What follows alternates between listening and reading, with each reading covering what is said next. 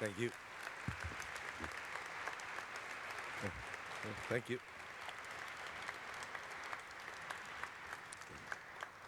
Columbia University President Mr. Lee Bollinger and Mrs. Jean Magnano Bollinger. Secretary Albert Rosario, Ambassador Joey Quisha, Ambassador Philip Goldberg, Secretary Cesar Purisima, Secretary Corazon Soliman, Secretary Gregory Domingo, Secretary Arsenio Balisacan, Secretary Jose Renel Medras, Secretary Julia Abad, Secretary Herminio Coloma Jr., Consul General Mario De Leon, faculty, staff, and students of Columbia University, ladies and gentlemen, good evening. 42 years ago today, Ferdinand Marcos appeared on television to announce the imposition of martial law. I was 12 years old when martial law was declared in the Philippines, ushering about 14 years of dictatorship. At that time, perhaps, I was unable to understand in full the gravity of the situation. What I understood, however, was that my father, then Senator Benigno S. Aquino Jr., was arrested and imprisoned, all because Ferdinand Marcos feared my father's unflagging courage in speaking out against the abuses of the dictatorship. It did not take long before the rest of the Philippines felt the grip of authoritarian rule. Soldiers and checkpoints filled the streets. Media outlets were turned into propaganda machines. Anyone could be thrown in jail for expressing an opinion against the government. Under Mr. Marcos, the freedom that our forefathers fought and died for became a seemingly impossible dream. My family gained a brief respite when my father was allowed to receive medical treatment in Dallas and eventually settled in Boston. We lived there for 3 years as a normal family in the midst of what can only be described as an abnormal situation back home. But my father, knowing that the dictator was surrounded by flatterers and sycophants, believed that Mr. Marcos might have increasingly become detached from reality. He remained hopeful, however, for a dialogue, wanting to lay down the real situation to the dictator, how our people had grown so disillusioned that even previously moderate actors were turning towards militancy, and how civil war was becoming a real possibility in our country. My father chose to return to the Philippines, and as he alighted from the airplane, before even setting foot on Philippine soil, he was assassinated. His death ignited a nonviolent movement that would culminate in the EDSA People Power Revolution, so named for the millions who crowded EDSA, one of our country's major thoroughfares. There, tanks and armed soldiers were sent. They were met with the prayers and songs of millions who believed in democracy, in the future of the Philippines, and in the power of the ordinary citizen.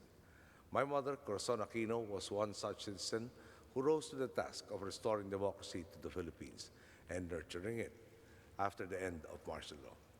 My father once said that the Filipino is worth dying for. Through the difficult years of my mother's presidency, she in turn devoted herself to proving that the Filipino was also worth living for. Unfortunately, not all presidents who followed my mother shared their belief. To some, democracy was a tool to be manipulated. Power was a seat to be claimed from which one could impose his or her own will upon the people. This was most apparent in the 9.5-year administration of my predecessor. Instead of learning the lessons of history under the dictatorship, she seemed to have taken a course on how to abuse the system, straight from Mr. Marcos's playbook. Through the years of the lost decade, the government decayed, weakened by corruption and impunity. Businesses became more afraid to invest in the Philippines for lack of a level playing field and stability in the political climate. The Filipino people once again lost hope in the prospects of the country.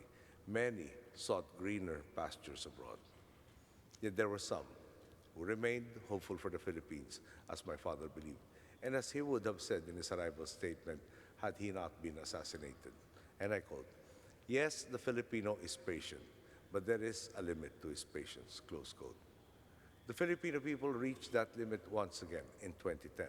In another strong display of people power, they filled the polling stations and voted for the primary ideal behind our campaign, which was, where there is no corruption, there will be no poverty. Now I stand there as president of a country that has risen from the ashes of a lost decade. From day one, we have strived to render true service to our people, to grant them once more the capacity to hope. Allow me to give a few examples of the challenges we have had to face and the steps we took and are continuing to take to surmount these challenges. As our campaign battle cry made evident, the first challenge was to restore integrity to government. The playing field was skewed towards the favored few. To level it meant holding to account those who had exploited the system for personal gain.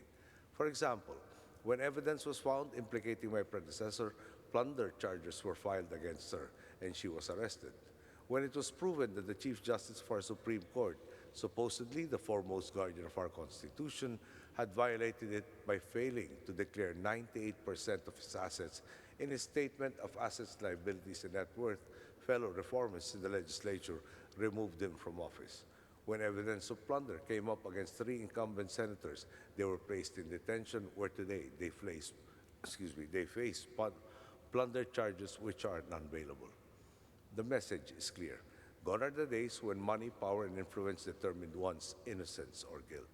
The second challenge ran parallel with the first. Along with holding public officials or erring public officials to account, there was also the need to pursue large-scale reforms in agencies whose names had become synonymous with corruption. Agencies such as our Department of Public Works and Highways underwent a massive transformation. Paperwork was cut down and bidding procedures were simplified. These had the dual effect of minimizing opportunities for corruption and attracting even more bidders. These reforms have also allowed our DPWH to save around 28 billion pesos, equivalent to around $628 million, which then could be used to fund the next phases of the projects previously approved by Congress. Reforms plugged the leakages in the system and made for a more efficient bureaucracy.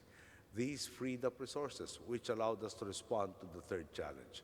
For a long time, social services were used not as a means of empowering the people, but as a tool for political patronage. Our health and education systems were in a dismal state, and the poor could not even begin to dream of breaking the cycle of intergenerational poverty. This has changed. From the beginning, we channeled our resources to the wisest possible investment, which is the Filipino people. Under our watch, budgets for social welfare, education, and health increased in multiples. Our flagship initiative, a conditional cash transfer program, targeted at the poorest of the poor, the primary condition being that they should ensure that their children attend school. And now, we have acquired the wherewithal to expand this program further to include families with children up to 18 years of age. This is because of a study showing that our high school graduates earn 40% more than those who only finished the elementary years. On top of this, critical resource gaps in education were bridged. Backlogs in classrooms, school seats, and textbooks were all addressed within 3 years of our term. Lead agencies for education and skills training linked with private industry to find out which sectors held the most opportunities, then proceeded to train Filipinos and help them find employment. For health, we expanded the scope and coverage of our government health insurance system. Now it covers both the most common ailments and the diseases that are most catastrophic to Filipino families, including leukemia and breast cancer, amongst others. The fourth challenge has to do with addressing our vulnerabilities. An average of 20 tropical storms enter the Philippine area of responsibility every year.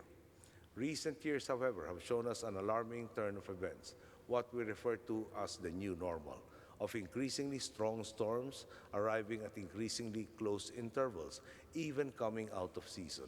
This presents a problem. For example, for agriculture, a sector so weather-dependent, that erratic weather patterns wreak havoc on the planting and harvesting seasons, and therefore on the lives of our farmers. This is on top of the massive destruction that some typhoons cause. This is why, from the beginning of our administration, we have equipped ourselves with the wherewithal to minimize the damage wrought by these storms in the Philippines. These have come in the form of Doppler radars strategically placed around the country, hydrometeorological devices, and early warning systems, along with a website through which Filipinos can access real-time weather information. Storm and rainfall warnings are regularly sent out to the public hours, if not days ahead of time. Every effort has been made to maximize the security and preparedness of every single citizen. The reality, though, is that no single nation can confront the problem of climate change alone. This was the painful lesson that Typhoon Haiyan taught us in late 2013. As I put forward during the UN Climate Change Summit earlier today, it would not be an exaggeration to say that developing countries such as the Philippines bear a disproportionate amount of vulnerability. We believe that it will take a concerted global effort to rise to what is perhaps the most significant challenge of our time, and the Philippines is ready to fulfill its fair role in this. Dismantling the culture of corruption, establishing a level playing field, strategically investing in the people and addressing their vulnerabilities have allowed the Philippines to realize its long dormant economic potential.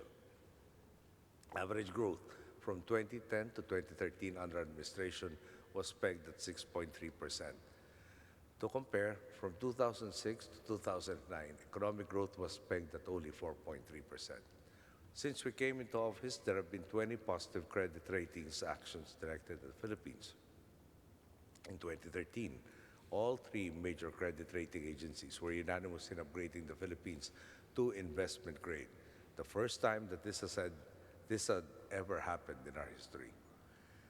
These ratings actions come at a time of greater conservatism for these ratings agencies, owing to the scrutiny that came after the global economic downturn. Philippine manufacturing has rebounded, growing 10.8% in the second quarter of this year. We continue to welcome record high numbers of tourists, and more investors from all over the world are placing their bets on the Filipino people. Of course, none of this is to say that our work is done. There are always challenges on the horizon. Among others, we are undergoing a systemic transformation of our public transport system and implementing a long-delayed modernization of our armed forces.